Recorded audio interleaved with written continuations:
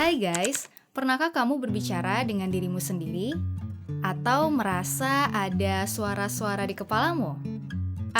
Contohnya seperti ini.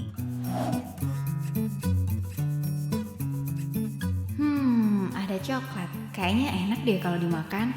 Jangan, ntar kamu gendut loh. Santai aja, ntar kalau gendut kan bisa olahraga. Udah makan Gi.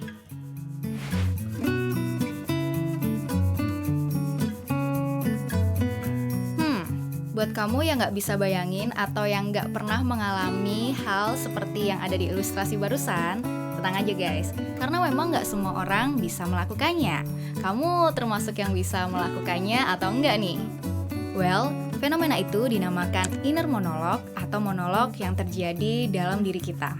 Ada juga istilah lain yang menyebutnya sebagai inner thought, inner speech, atau self-talk. Intinya adalah berbicara dengan diri sendiri. Orang-orang biasanya menyebutnya dengan berbicara dalam hati. Ya, meskipun secara teknis itu adalah berbicara dalam kepala.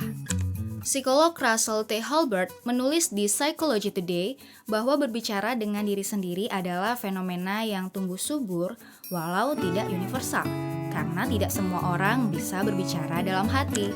Para peneliti dari jurusan psikologi Harvard menemukan pemikiran visual cenderung mendorong pemikiran verbal dan begitu pula sebaliknya. Mereka mengatakan satu fungsi pikiran batinia adalah sebagai simulasi perspektif luar pada tindakan dan pikiran seseorang. Maka dari itu, mungkin orang-orang yang suka mikir cenderung lebih banyak diam dan tenggelam dalam pikirannya, namun sebenarnya banyak yang berbicara di kepalanya.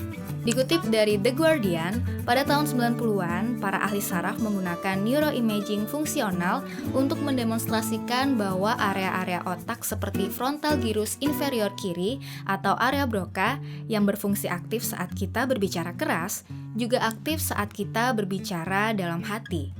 Namun, para psikolog juga masih memperdebatkan tentang apakah mendengar suara-suara seperti halusinasi juga bisa termasuk berbicara dalam hati.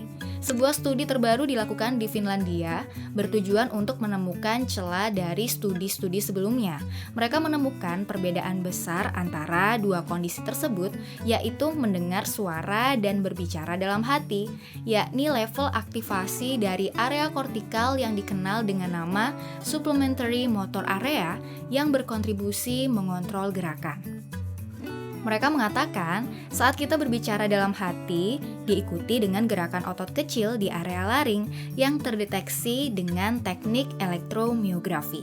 Psikolog dan ahli saraf telah lama mempelajari inner monologue karena dapat memberi mereka wawasan utama tentang halusinasi pendengaran atau mendengar suara tanpa adanya rangsangan eksternal.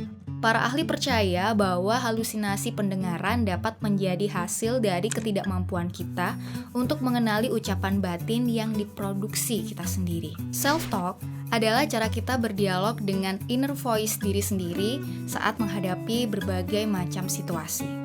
Self-talk yang dapat kita lafalkan baik dalam hati maupun dengan suara yang lantang akan menjadi sebuah sugesti untuk diri dan membantu diri sendiri menjadi lebih sadar dalam berpikir, merasa, dan bertindak. Kalau kita berbicara dengan diri sendiri, pasti ada banyak suara di kepala kita. Ada suara-suara yang positif, ada suara-suara yang negatif. Di sini, letak kontrol diri sangat penting untuk menentukan apakah self-talk ini bermanfaat untuk kita atau malah membahayakan. Tentu saja bisa membahayakan apabila kita berbicara hal-hal negatif dengan diri kita sendiri. Sebaliknya, apabila kita melakukan self-talk yang positif, tentu akan membawa banyak sekali manfaat. Kita bisa mudah berdamai dengan situasi yang sulit, bisa menyelamatkan diri dari stres, menjadi pribadi yang memiliki positive vibes, dan membantu diri untuk melakukan refleksi. Sudah sampai mana diri ini berproses, apa saja kekuatan yang bisa dipertahankan, dan apa saja kekurangan yang bisa diperbaiki. Oke guys, sekian video kali ini. Semoga videonya bermanfaat. Terima kasih buat kamu yang sudah menonton. Dan untuk kamu yang punya pertanyaan, tulis aja pertanyaan kamu di kolom komentar di bawah ini. Siapa tahu pertanyaan kamu akan dibahas di video selanjutnya. Jangan malu bertanya, karena bertanya itu baik. Jaga kesehatanmu dan jangan lupa pakai masker. Bye-bye.